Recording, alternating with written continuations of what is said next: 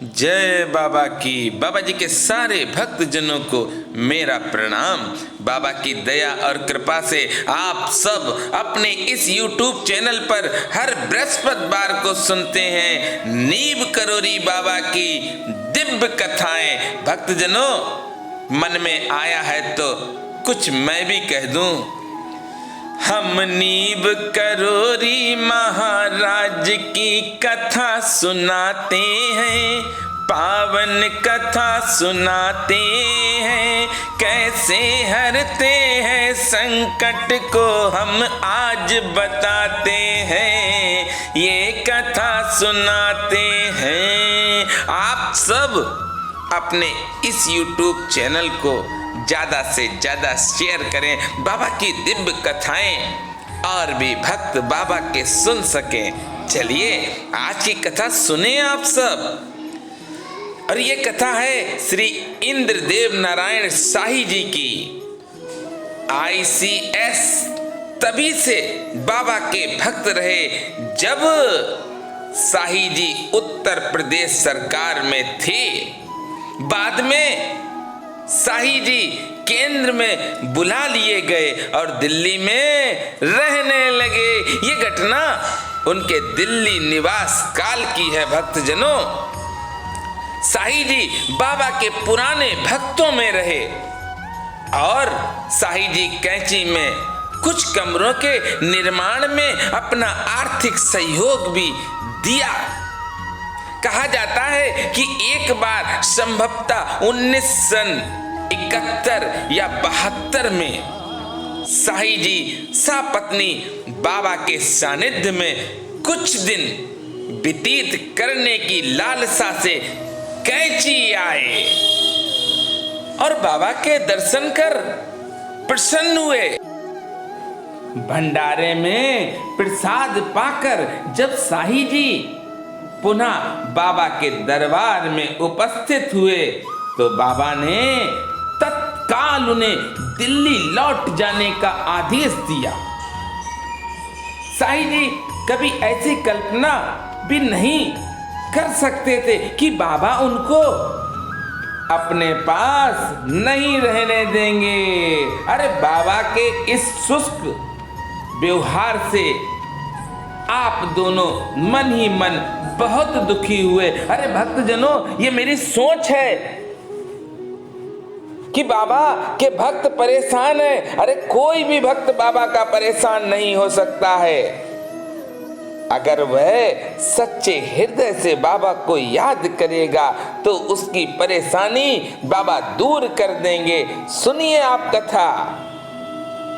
बहुत अनन्य विनय करने पर भी उन्होंने आपकी प्रार्थना स्वीकार नहीं की। अरे बाबा ने कहा तुम जाओ दिल्ली और कहने लगे। देखिए, नीम करोरी बाबा के ये ब्रह्म वाक्य हैं। भक्तजनों, बड़े ध्यान से सुने और प्रेम से सुने। इन कथाओं को आप सब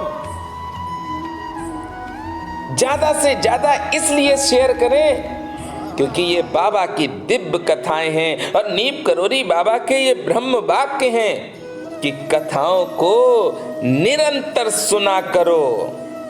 बाबा क्या कह रहे हैं सुनिए। घर किस पर छोड़ के आए हो, बाद में यही कहोगे कि बाबा के दर्शन करने गए थे और हम लुट गए। अरे आपने बाबा को समझा कि आप घर की देखभाल का भार अपने एक विश्वसनीय सेवक पर छोड़कर आए, पर उन्होंने आपकी बात नहीं मानी और आपको उसी समय दिल्ली वापस जाना पड़ा। घर पहुंचते ही आप आश्चर्यचकित हो गए। अरे शाही जी देखिए, निराश होकर घर आए हैं ये देखकर कि उनके विश्वसनीय सेवक ने उनका अधिकांश कीमती सामान बांध लिया था।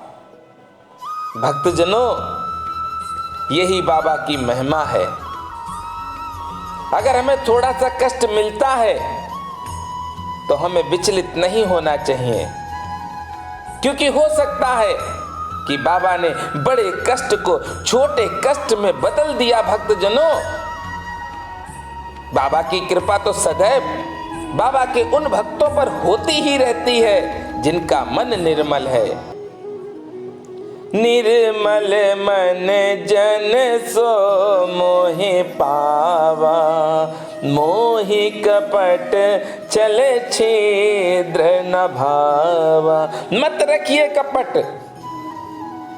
बाबा के सारे भक्तों से समान व्यवहार रखिए, एक समान व्यवहार रहे और बाबा के सभी भक्तों को प्रणाम करते रहो।